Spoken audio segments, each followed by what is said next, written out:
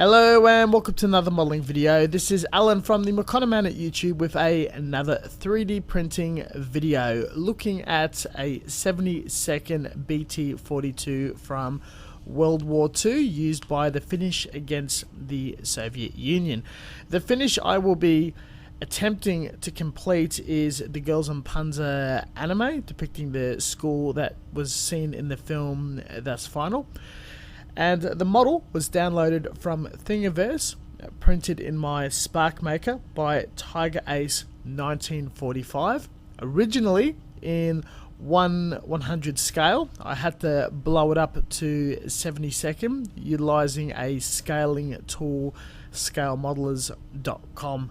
You'll find a lot of military models on Thingaverse, but Tiger Ace does these massive packs covering whole series of tanks like Panzer 4 or the BT series, and giving out the hull, the tracks, the turret and other accessories from the early part to the late part of the war in quite a bit of detail, which is acceptable to downsize or expand.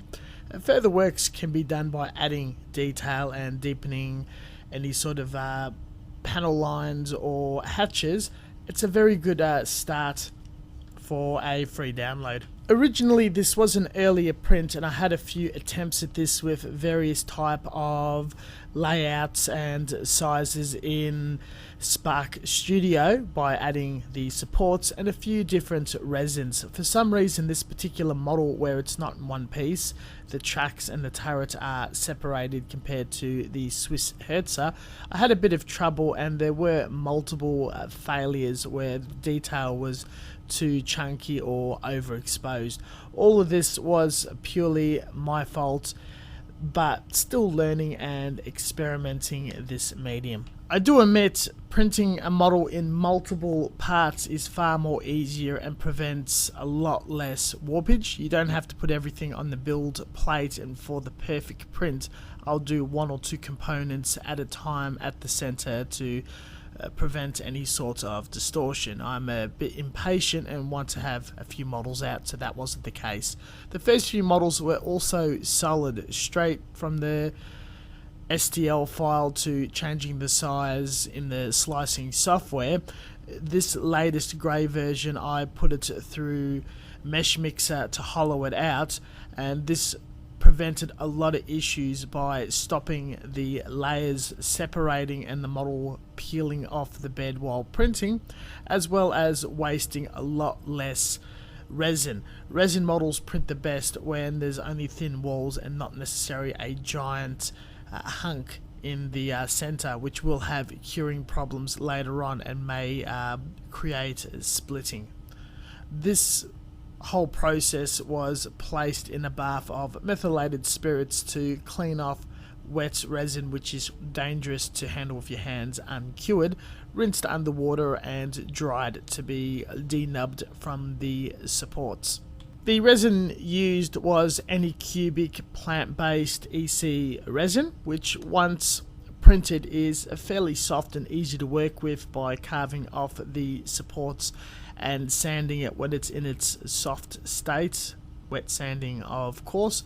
Once everything is done, I'm able to put it in a curing UV chamber to harden up where it has its maximum rigidity finish to paint and play with further.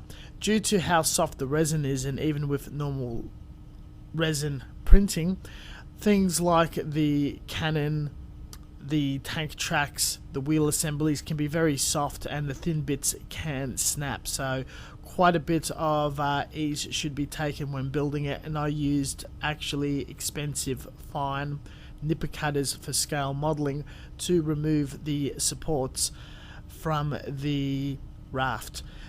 Due to how soft the resin is, there is no damage to the nippers as long as you clean afterwards, as the resin in this state is far softer than injection molded styrene.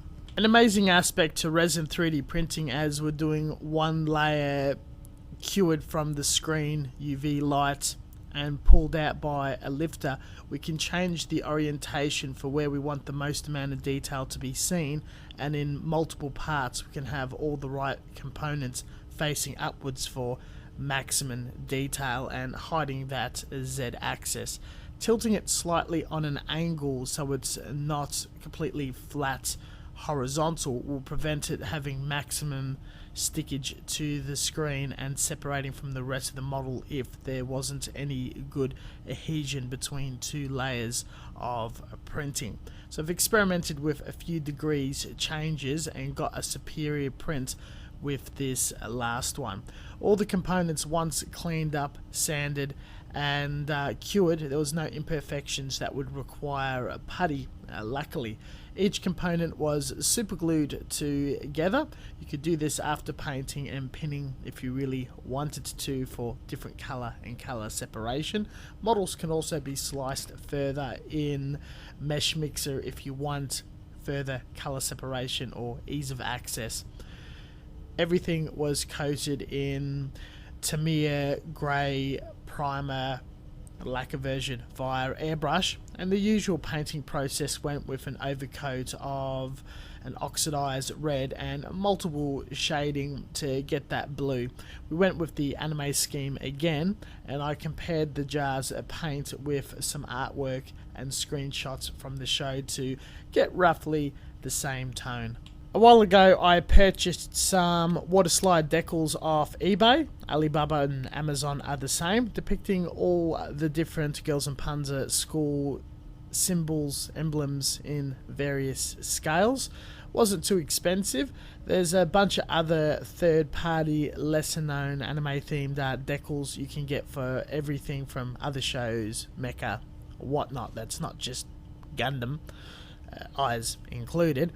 Applied them with no issue whatsoever due to their quality, and went through the whole process of hand painting finer detail, giving washes, highlighting lines of weathering pencils and other pigments, multiple layers of clear coats to matte it up utilizing guy notes while each layer dries, leaving with this finish. There is some detail that's a bit chunky due to me not cleaning overexposed or not set resin and cleaning out the right areas. It's still quite a learning curve, but the quick turnaround of no construction, gluing and painting, if I wasn't to put as much effort and attention in this finish and do a single coat and some hand painting of the tracks, you could deploy a lot of tanks for a wargaming army in such a short period of time and a fair decent budget due to the weight of the resin being used and the finished model comparing to plastic alternatives.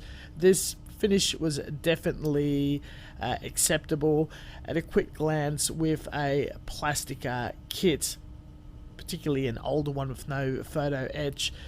You would be fairly happy with this, and due to not being able to find this variant easily at my hobby shops casually, I haven't looked on Google yet, it's filling out my Girls and Panzer collection quite sufficiently.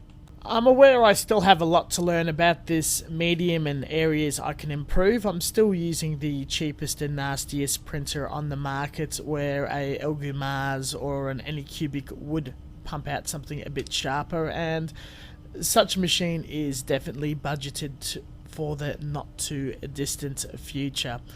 Still enjoying making these videos and very happy with the model in front of me as is. Thank you very much for watching as always. Until next time, stay tuned for further content. Catch the links down below for references and other social media links where I post quite regularly. We will catch you guys next time. Thank you for staying tuned.